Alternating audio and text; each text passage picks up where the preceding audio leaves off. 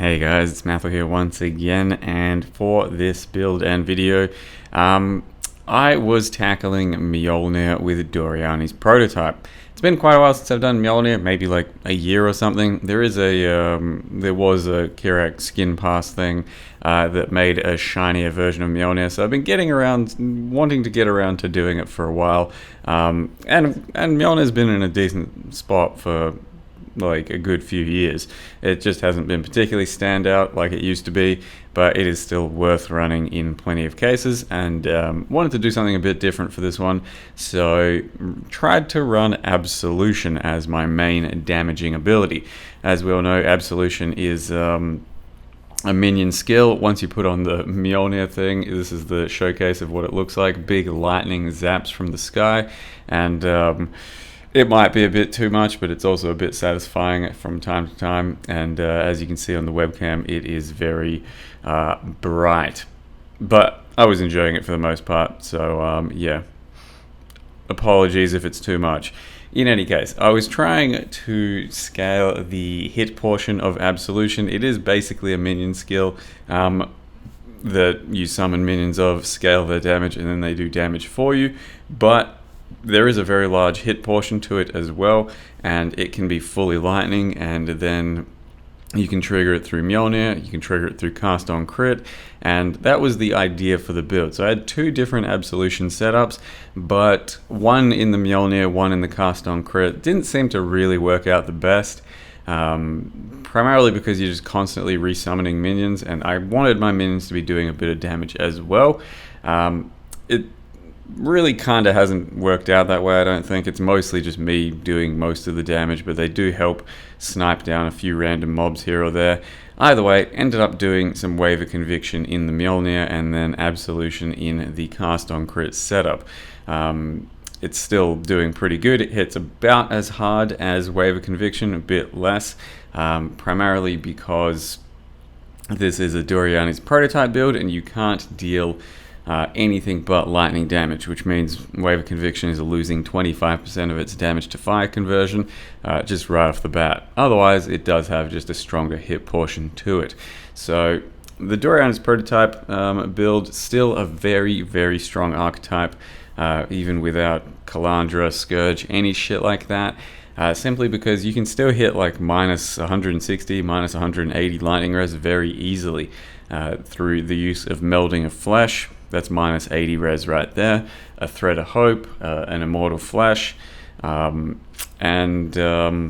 yeah, you get there really quickly. You can get there with the Ventors as well. Crucible itself has minus res on some items too, if you really want to get there, using that as well.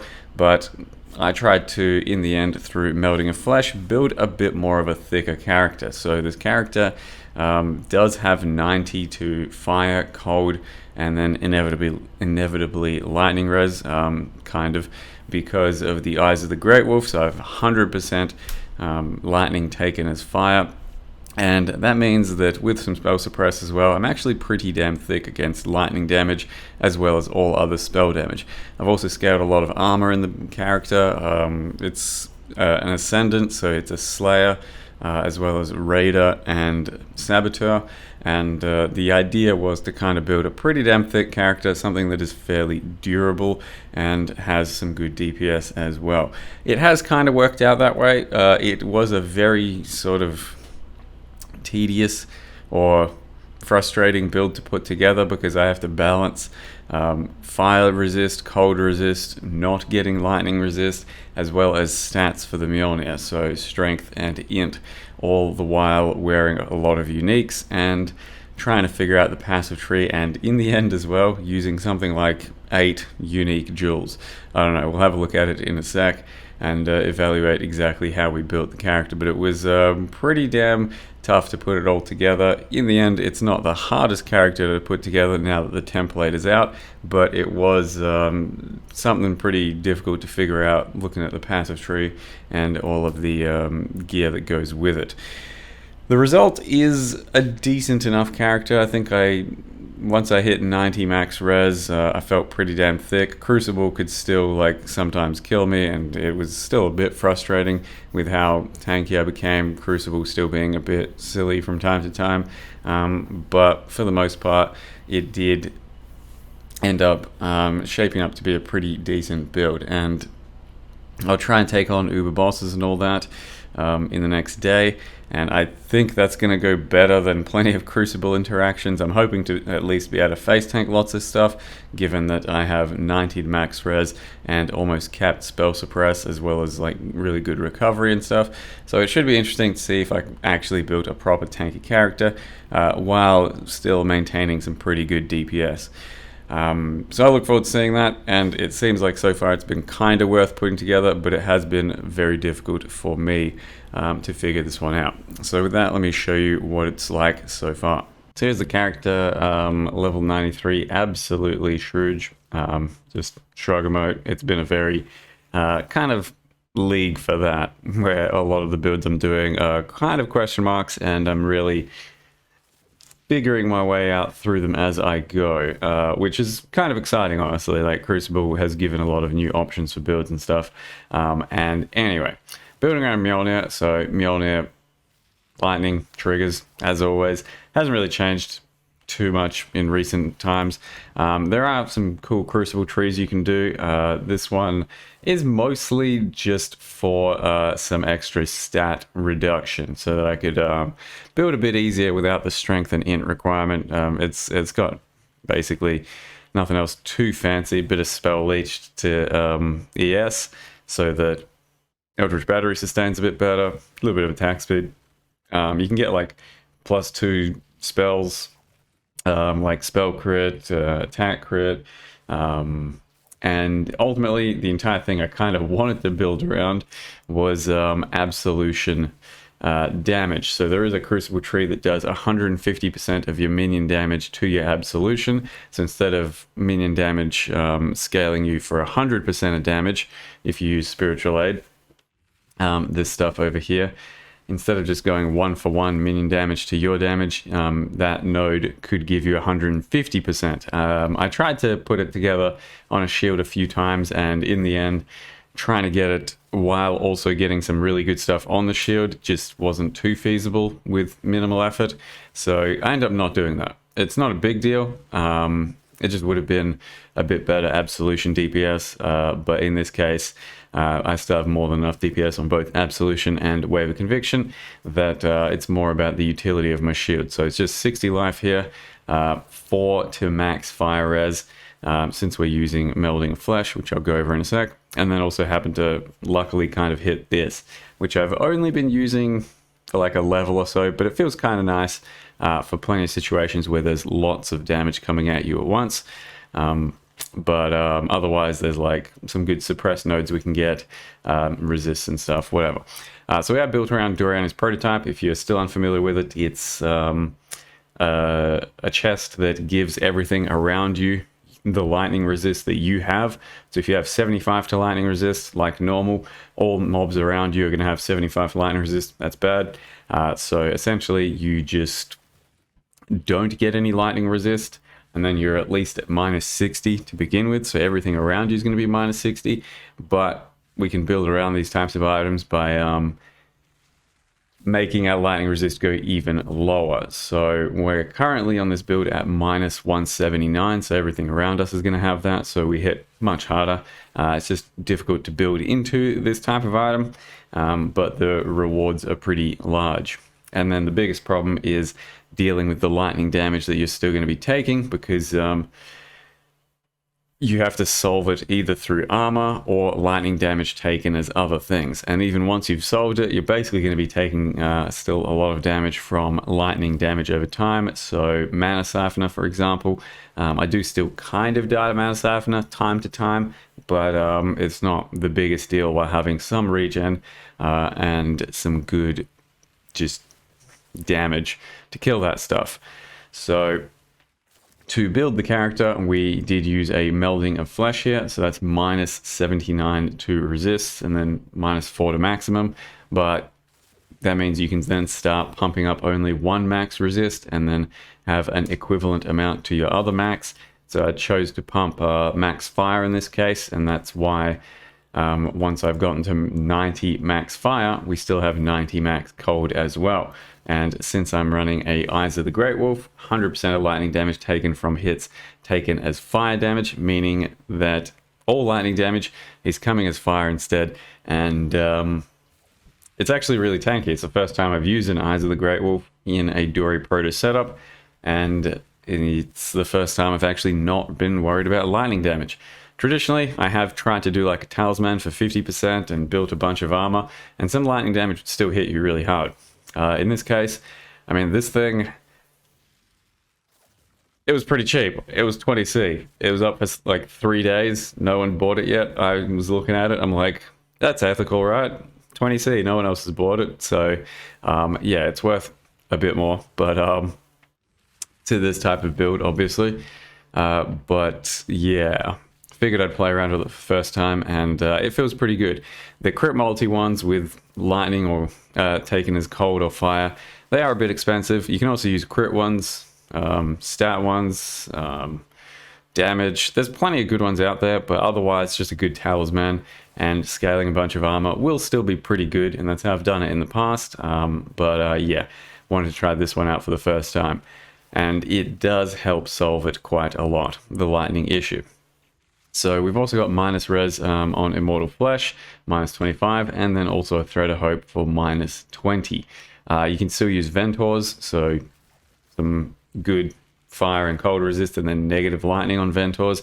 But I chose to go this route since I did want Immortal Flesh for some extra regen to help combat Righteous Fire, as well as the Mana Siphoner issue. So, like I said, as you can see, it's a bit of a weird build to figure out, and there's a lot of crazy shit going on. So, I do have a Elegant Hubris over here. I've used these in the past, kind of over here with Necromantic Aegis, and it's still not bad over here, but we can get a bit more value out of it in this area, and we are primarily searching for minion damage. So as I said, I wanted to do Absolution, which is 150% for the Crucible tree, so each of these would have been worth 120% damage, but yeah, this is just how it worked out.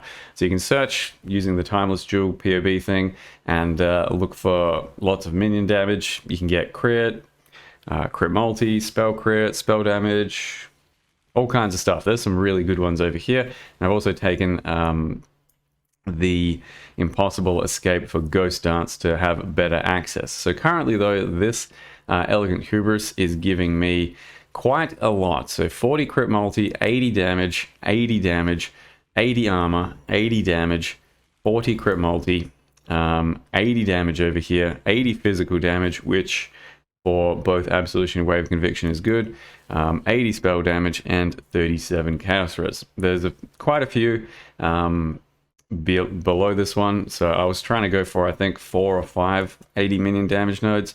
There's quite a few in the similar sort of category that might do a bit different things, but this is the one that I picked up for like 1 divine, and does a lot of fancy shit.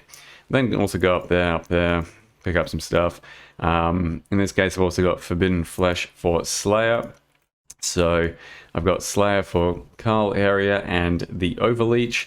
I've picked up Raider, I've picked up Saboteur, and yeah, that's why there's a lot of freaking unique jewels in this build. I've also got a Watcher's Eye that does Wrath, Fizz's extra lightning, Zealotry crit.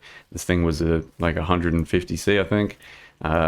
Yep, Melting Flesh, and then a Thread of Hope that lets me grab Solar Steel, Eagle Eye. I was gonna get this as well if I needed the strength, so currently I haven't gotten that. So this isn't the biggest use of a Thread of Hope, but it's not bad. Gets me a couple of good nodes.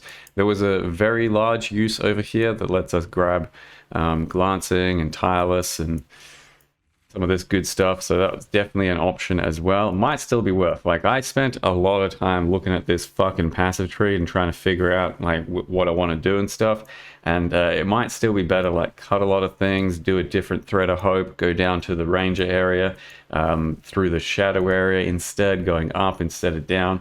There's a lot that could change about this and could potentially make it a much better build, or just a different build, but this is what I've landed on so far. It's been tough to balance the strength and the int, which is why I ended up doing 30 reduced attributes, because at the same time you've also got to do a lot of cold and lightning, cold and fire resist with the melting of the flesh, while I'm wearing these uniques. So I got this, I got devouring diadem, so I can fit in the auras of wrath, purity of fire, enlightened determination. There's a bunch of fire and cold resist on my shield with 3 max fire res. There's some resist here with some suppress. There's some resist here with strength, and also need accuracy. The implicit's a leech and unnerve, and then another ring which needed int and some resists and cold res. So yeah, that's where we're at. That's the entire build, and it was a bit tough to put together, and it's been kind of worth it. I'm not sure if you should copy it unless you really know you can copy it, because it's a bit of a tough one to assemble. But I think Dory's prototype Mjolnir Assassin, like I played about a year ago, which was one of the best builds I'd played up to that point. Still fully viable, something like that with just arc. You don't have to care about a whole bunch of this sort of stuff, I don't think. Or you could if you still want to. But arc, double arc setup still would be absolutely insane. Currently what we've got here is Wave of Conviction with Fizz to Lightning and added lightning. Awakened. Over here is Absolution with Vile Absolution, which doesn't seem particularly useful. For my build, like I said, I don't deal that much minion damage. It's largely me still, but I press it from time to time and it does something. Could instead just do a level 21 and maybe we'll do that. I've got a crit damage, cast on crit, crit strikes, Fizz to Lightning, and Cyclone. Over here we've got Zealotry and Divine Blessing, so of course just popping Zealotry for Divine Blessing every now and again. Arrogance to Precision, so it's on my life bar. Molten Shell, faster attacks, shield charge, vitality. Righteous Fire, Assassin Mark, and Frostblink, and I'm self-casting the Assassin Mark at the moment. So with this regen that I've got, with my Overleech, with the Fire Res, can easily sustain RF, and then also still get good recovery from it. And yeah, hopefully we're kind of a fit character. I've got 68 spell suppress at the moment, thanks to a few things, Raider and all that, and then Lucky Suppress. That on top of the max res makes us kind of thick to elemental, and then I can still be kind of thick to physical because this much armor with flasks that much. Ideally we do have some fizz as fire, cold, lightning, something like that, but at the moment, yeah, I've got none of that. Yeah, in any case, that's kind of the build. It's been somewhat worth it. It's been somewhat difficult to put together, and we'll see how it goes in the full end game. But hope you guys enjoyed this convoluted mess of a build thus far and the concept. Thank you very much for watching. See you guys next time.